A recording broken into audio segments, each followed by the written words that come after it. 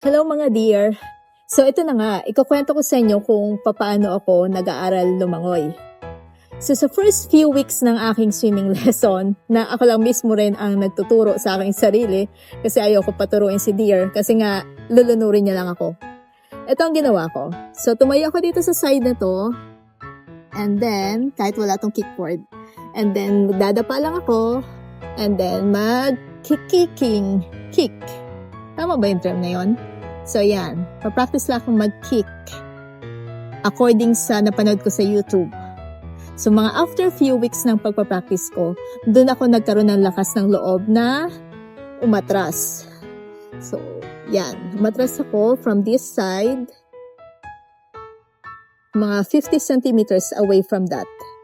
And then, nag-try akong lumangoy na abutin yung side na yon.